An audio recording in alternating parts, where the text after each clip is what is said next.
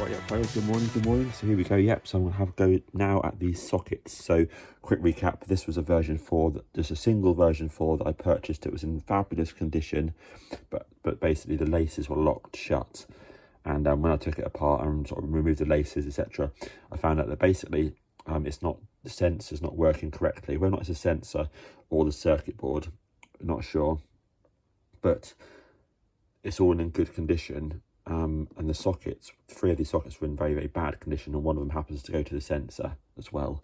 So what I thought I'd do is, obviously I cannot leave a shoe like that, it's absolutely awful.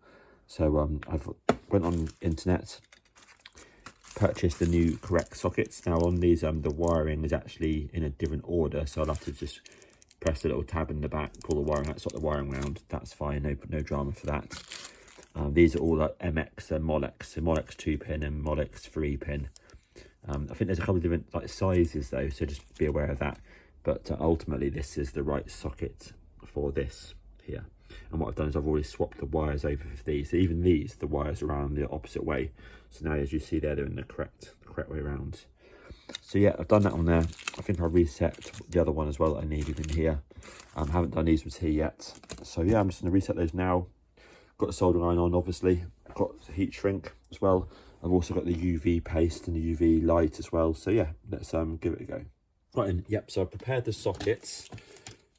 So all you need for that, in case anyone doesn't know, yeah, just a very, very small screwdriver. You just push it in pretty firmly actually at the back part here of the socket, and then just gently pull the wire out. Now, and then of course then you need to then poke the pins, or this is the one here actually broke actually, then you need to poke the pin back upwards again, obviously to reset so it's sticking out, so when it pushes in obviously it holds it. That's pretty obvious, but just want to mention it. Now these are actually fairly fragile, hence why I broke one. I've never broke one before, but yeah, so this is just a little practice one anyway, so there's no problem at all for that. So yeah, the socket there, I've then marked up the sockets with the colours to match what the shoe's got on them, and then if you can see it, I then absolutely double check the orientation, and then obviously look extremely closely just to absolutely be sure that these are the same connectors, same pin gaps, because as I say, they do make a 2mm version, and you know, and there's another version. And again, double check, say this one here for the black. Make sure it's the correct orientation. Right, so these are done. As you can see there, looking bloody nice. So I've very, very carefully soldered all the wires, put the correct colour heat shrink underneath the black, and then obviously put an additional piece of black heat shrink on top just to seal it all in, that's all. So yeah, I'm really, really pleased with that. Obviously a note is to make sure you definitely, you know, when you cut it off, you obviously put the right coloured connector in place of the one that you just cut off. Obviously you don't want to miswire anything, you know. So yeah, so now I'm going to thread these carefully back inside the shoe, because then you have to sort of push this material up quite a lot in order to get it all in there. Lift up this piece here, basically get the wiring into there, plug it in, get it sort of nice and neat, nice and flat into the hole. Zoom in, and yeah, and then we'll see basically if it works or not. Cool, let me go for it.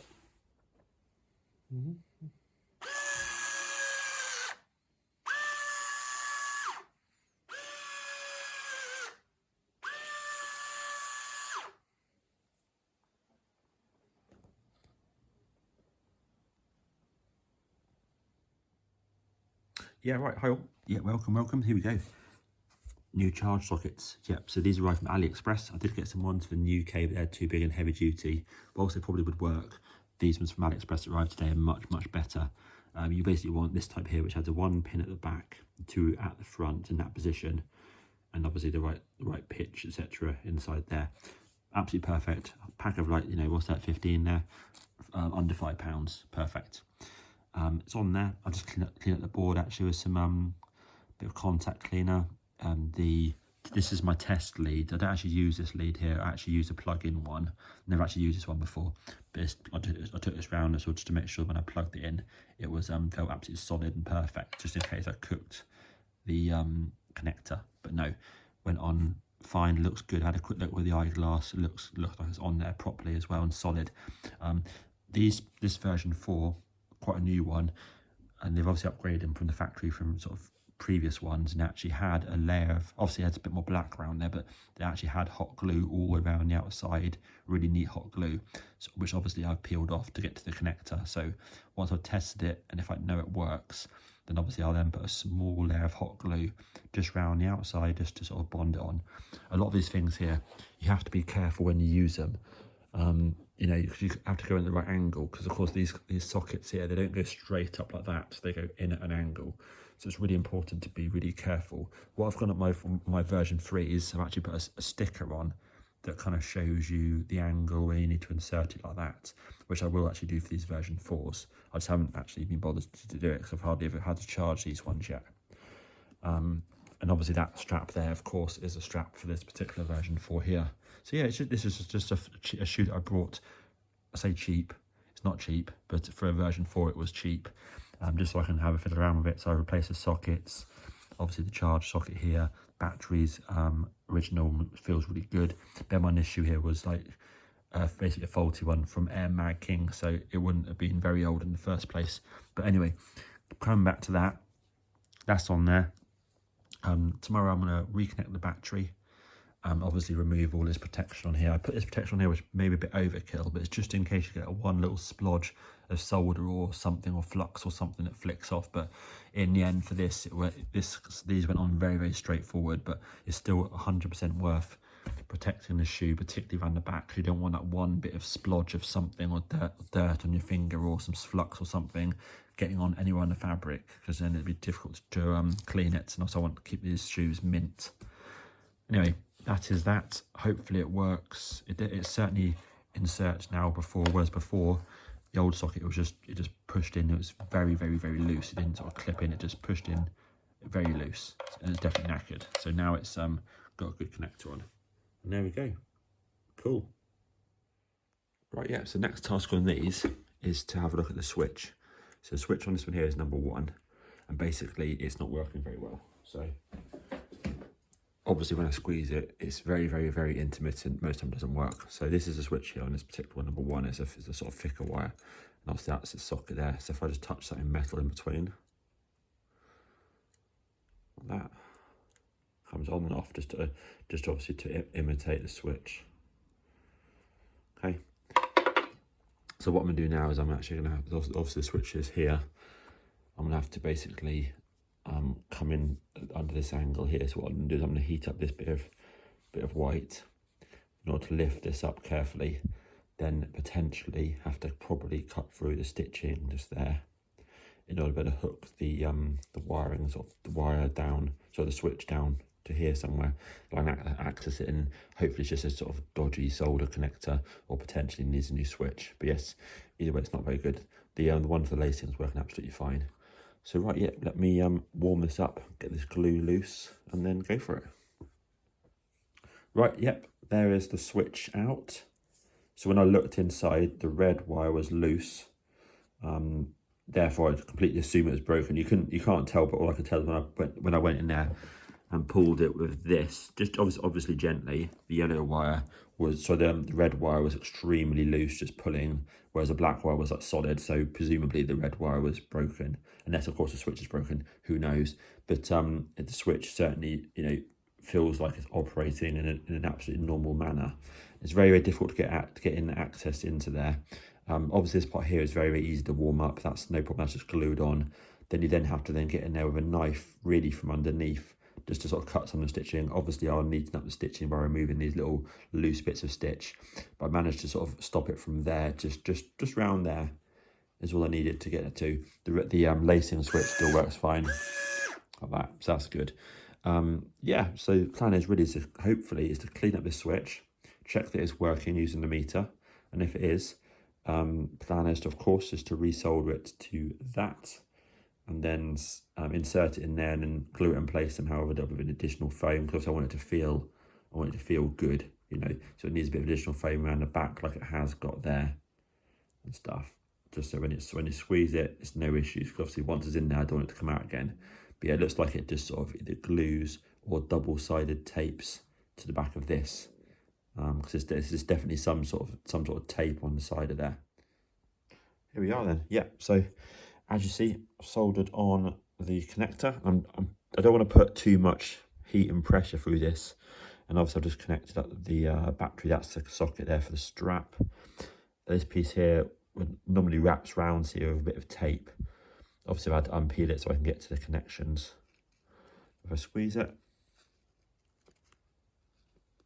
Perfect, excellent, back to normal. So I'll double check that now closely with the magnifying glass, and then I'll apply a little bit of a little blob of glue on there just to sort of keep it super secure. I've also, you can't see it, but out of picture, I've also put a bit of heat shrink, a bit of black heat shrink, which I'll then roll down and then warm that up, and that way it should then keep those two wires, you know, sort of firmly in place, I hope. Cool, nice one. Right, yeah, so as you see, I've repaired it. So what I've done is I've stuck the original bit of foam just on the back, and of course put a bit of heat shrink over there and some heat shrink over the wires just to make it sort of doubly strong in that particular area where it's soldered on. So yeah, and obviously I've got the switch on facing up this way, obviously, so then it can slide in nicely underneath that. Let me just demonstrate quickly. There you go. And off, and on, and off. So yeah, that's pretty nice. So now I'm going to feed it back into here and then see how it feels. And then if I then need to pad the back of the switch, you know, with a bit of tiny bit of additional foam or something, or maybe a bit of cotton wool or something on the back, then I will do. Maybe cotton wool could actually work out quite nicely, because you also want to make sure that it just feels good and feels rigid and all that sort of stuff, same as the other one. Right, let me get that beauty in.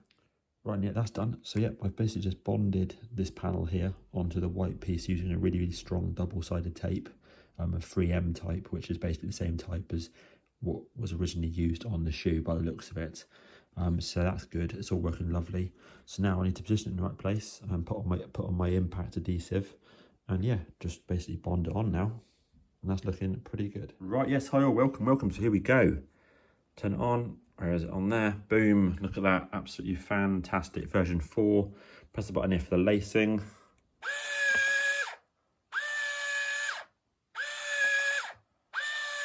Beautiful. Now, unfortunately, I have not been able to fix the shoe properly. Despite I spent a lot of hours of effort, a lot of hours to try and sort it. I haven't been able to fix it, so yeah, it's not fixable basically. So what happens on this shoe here is when I purchased this one single shoe, the laces were all stuck closed because there's a sensor fault. Sensors down here somewhere. What I did is I was able to take off the rear part here, take off this part here. I checked in here checked all of the wiring, sort of separated the wiring that's glued down, checked every single wire is all perfect. I even replaced the socket as well, which was a bit crap, with a new socket.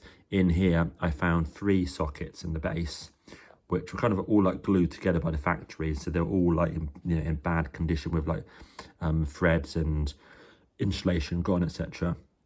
If you've watched the videos back, you'll see that I had to take this part of the heel off here to basically pull the wiring out to be able to replace the 3 sockets from sort of this technique, from this sort of angle here underneath. Did all that, and obviously everything works like this, you know, very, very nicely. But yeah, the sensor doesn't work. Now, when you unplug the sensor, it does stop the lacing from working. So the sensor is definitely doing something, and of course it is attached to the back here.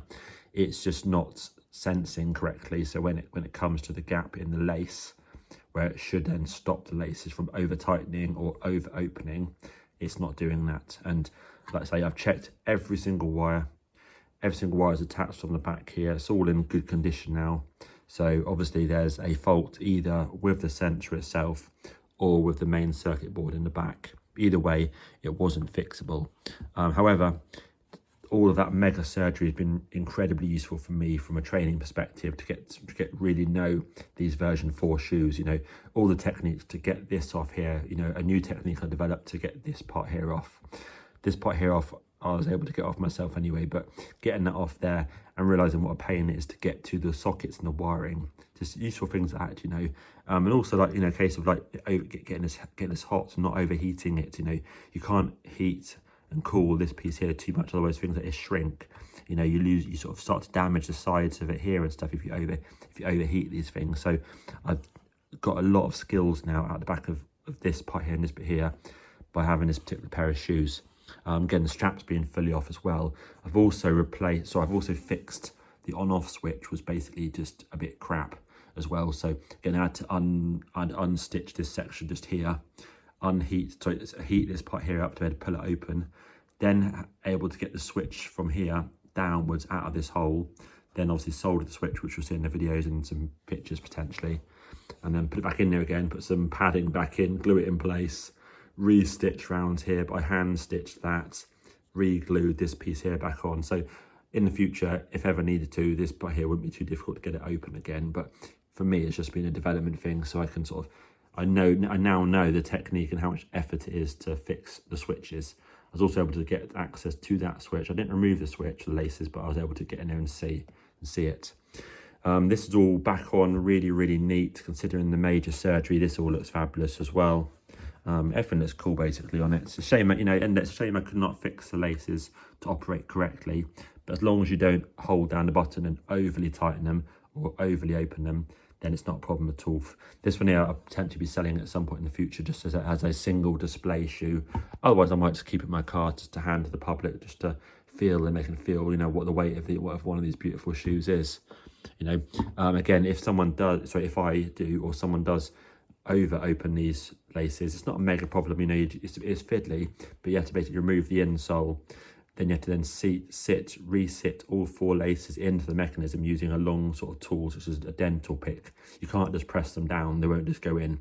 You have to get in there with each one, lift each lace into the mechanism one by one, then ultimately you have to push them down all together or tape them, push them down, then operate the laces in a certain technique for it to go down all in one. And then again, there's another technique of, if you find this lace here, for example, is higher than this one, there's a technique by holding the lace, operating the button, and then pulling it to make it sort of skip, you know, like a tooth or two to get them more level. So I've learned a lot in summary, and they are freaking beautiful. So yeah, they might be for sale in the future, but for now, I'm just going to enjoy this shoe, put it in the car, take it around with me, job done. I've also made an extension lead as well. So inside the shoe, again, for me, or if I do sell it in the future, the battery is right now in the current position exactly where it should be. I've also made an extension lead about that long and just put it under the insole there, so that if I do sell a shoe in the future, then somebody can effectively just plug in the battery into the extension lead and literally just rest the battery there, for example. That means that when if the batteries aren't charged very often and the battery dies at some point in the future, simple, unplug the battery from here, connect it in, job done, rather than having to fold this piece here down, take the insole out, get in there with two sort of tools in order to be able to unclip it, you know, because of course you don't want to be pulling wires and pulling connections on any of these shoes. So hence why I've made the extension lead. And yeah, absolutely fab. There we go. Beautiful, beautiful. And lovely. That all spot on, even. Nice one. Thanks for watching. Hope it's interesting. Amazing shoes. But remember, the version 4s, remember, not recommended to be worn. The version 3.1s can be. So can the AliExpresses. Cheers.